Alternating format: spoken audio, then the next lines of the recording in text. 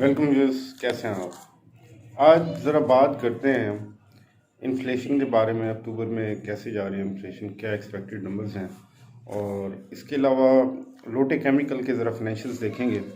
और लेकिन इससे पहले एक इन्वेस्टर या ट्रेडर की साइकोलॉजी की बात करें, उस पर एक थोड़ी सी बात करना चाहूँगा। बहुत से लोग मैंने जो ऑब्ज़र्व किया, वो कई वजूहात की बिना पे लॉस करते हैं। और पैनिक करने से ज़्यादा लॉस होता है, मार्केट के साथ चलने से कम लॉस होता है, इतना ज़्यादा नहीं होता। वैसे तो profit and loss her business का हिस्सा होता है।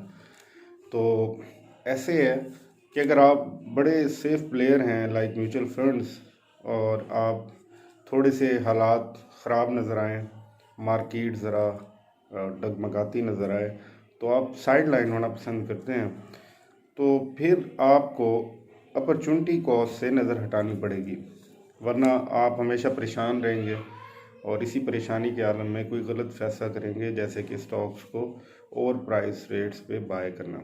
जैसे फॉर एग्जांपल एक बंदे ने साज़गार इंजीनियरिंग 160 पे बाय किया और उसे 164 65 पे लगा। यहाँ पे इसे सेल करना बड़ा सेफ है और वो ऑफलोड कर देता है। साज़गार इंजीनियरिंग के सारे शेयर्स कैश पे आए थे। फिर उसे उसी सेम डे पे 170 नज़र आता है रेट। तो बजाय ये देखने के कि उसने 5 रुपीज़ पर शेयर गेन किया चंद दिनों में, उसकी नज़र गई कि 5 रुपये की अपॉर्चुनिटी कॉस्ट चली गई, लूज़ हो गई। इसी परेशानी के आलम में वो 160-61 पे दोबारा बाय करता है। लेकिन ये ज़रूरी नहीं कि दोबारा ऊपर चला जाए और सेफ्टी कंप्रोमाइज़ हो जाती है उसकी। इसलिए पहले डिसाइड करें कि what you want to get into. अगर आप सेफ प्ले करना चाह रहे हैं, फिर अपॉर्चुनिटी कॉस्ट से नज़र हटानी पड़ेगी। और अगर आप लंबे अरसे तक होल्डिंग रखना चाह रहे हैं, तो फिर आपको दूसरे रिस्क बेयर करने पड़ेंगे। रिस्क तो है। तो ये बात थी जो आप तक पहुंचानी थी। इन्फ्लेशन नंबर्स की अगर बात करें, तो जो अभी तक प्रिलिमिनरी प्राइस ट्रेंड्स हैं पेरिशेबल्स की, वेजिटेबल फ्रूट्स की, रेट्स बड़े ऊपर रहे अक्टूबर 20 में। तो ये ट्रेंड इंडिकेट कर रहे हैं कि एक नई वेव आ रही है इन्फ्लेशनरी प्रेशर की। और क्योंकि स्टीप इंक्रीज़ हुआ है फूड प्राइसेस में, पेरिशेबल्स में, और ये हेडलाइन इन्फ्लेशन को एक्सपेक्टेड है 9.35 ईयर ऑन ईयर बेस पे अक्टूबर में पुश करेगा। 9.03 था सितंबर में, अभी सितंबर 20 जो गुजरा। और year on year last October 19 के साथ ये अक्टूबर मैच करें, तो वो पिछले साल अक्टूबर में ज़्यादा महंगाई थी, 11% था, 11.04%। अभी 9.35 एक्सपेक्टेड है। और ये भी क्यों एक्सपेक्टेड है? मोस्टली जो वीट की हमने प्राइसेस देखी वो काफ़ी ऊपर चली गई। शुगर स्कैंडल की बात नहीं करते, वो तो और चीज़ है।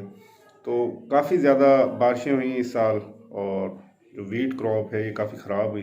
खैर इंपोर्ट हो गई, अब गवर्नमेंट सीरियस भी नज़र आती है इसे कंट्रोल करने में, जो फूड इन्फ्लेशन है। और इसके अलावा एक और चीज़ भी है जिससे कंट्रोल हो सकती है, वो हो जाएगी। काफ़ी उसके फेवरेबल आ रहे हैं नंबर्स, वो ट्रांसपोर्ट इन्फ्लेशन है। तो ट्रांसपोर्ट इंडेक्स कहते हैं उसको। वो क्योंकि हाई स्पीड डीजल की प्राइस गवर्नमेंट ने गिराई थी इस महीने के स्टार्ट पे, तो इस वजह से वो कंट्रोल में रही। और अगर ओवरऑल इस इन्फ्लेशन को देखें, तो इसका कोई लॉन्ग टर्म इम्पैक्ट नहीं है मॉनेटरी पॉलिसी पे। कुछ इसकी वजह से, कहने का मतलब ये है, इसकी वजह से कोई इंटरेस्ट रेट में हाइक नहीं आ रही। और ये एक्सपेक्ट किया जा रहा है गवर्नमेंट की बॉडी लैंग्वेज से और उनकी बातों से कि मार्च 21 तक ये इंटरेस्ट रेट रहेगा। और ये खुशाइन बात है कि कल प्राइम मिनिस्टर ने ट्वीट करके भी बताया कि फर्स्ट क्वार्टर में, 2021 के फर्स्ट क्वार्टर में, फाइनेंशियल ईयर के, हमारा सरप्लस आ रहा है। बहुत से लोग ये कह रहे हैं क्योंकि स्पेंडिंग कम हुई है इस वजह से सरप्लस आ रहा है करंट अकाउंट। लेकिन चलो, बड़े डेकेड्स के बाद ये देखने को मिला, कुछ बेहतर ही हुआ। और इसके अलावा इन्फ्लेशन का थोड़ा सा है, पिछले साल से अभी भी कम है, 9.35 पे अक्टूबर की एक्सपेक्टेड है। लेकिन सितंबर 2020 पिछले महीने से 2.1% मंथ ऑन मंथ बेस पे ज़रा ज़्यादा। लोटे केमिकल्स पे आते हैं। लोटे केमिकल्स की हमने हमेशा बात सुनी, हमेशा बात की कि काफ़ी स्ट्रॉन्ग शेयर है और अंडर प्राइस है।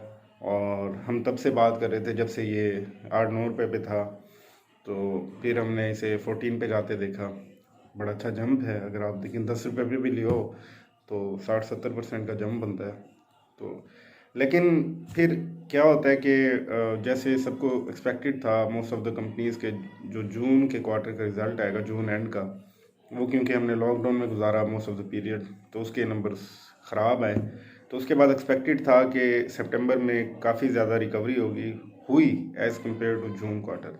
लेकिन ओवरऑल अगर सितंबर 19 क्वार्टर के साथ करें तो फिर कोई इतने अच्छे हालात नहीं हैं लोटे केमिकल्स के। और उसकी कुछ रीज़न्स हैं। मैंने डिटेल में लोटे केमिकल्स पे बात की हुई है प्रीवियस सेशंस में 2-3 माह पहले। तो उसमें बताया भी था कि ये जो केमिकल बनाते हैं PTA PX, वो टेक्सटाइल सेक्टर में यूज़ होता है, और इस वक्त उसकी जो इंटरनेशनल मार्केट में प्राइस है वो काफ़ी डाउन है, और वो ब्रेक इवन पॉइंट से भी डाउन है, और $82 पर टन पे चल रही है PTA PX की। और ये टेक्सटाइल सेक्टर के लिए ज़ाहिर है, उनका रॉ मटेरियल है, उनके लिए एक पॉजिटिव चीज़ है। और चलिए लोटे केमिकल की बात करें, अगर एक बर्ड आई व्यू लेते हैं इसके फाइनेंशियल्स का। अगर क्वार्टर ऑन क्वार्टर बात करें तो 30 सितंबर 2019 में इनका 14 बिलियन का रेवेन्यू था, अभी 10 बिलियन का हो गया। सितंबर 19 में 14 का था, सितंबर 20 के क्वार्टर एंड पे 10 बिलियन है। और कॉस्ट ऑफ सेल्स 12 थी, अभी 9.8 है। तो ग्रॉस प्रॉफिट हमारे पास आया 2.4 था लास्ट ईयर सेम क्वार्टर में, अभी 1.2 है, हाफ हो गया ग्रॉस प्रॉफिट। और EPS भी तकरीबन हाफ हो गई, 1.11 पर शेयर थी रुपीज़, अभी 0.61 रुपीज़ पर शेयर है।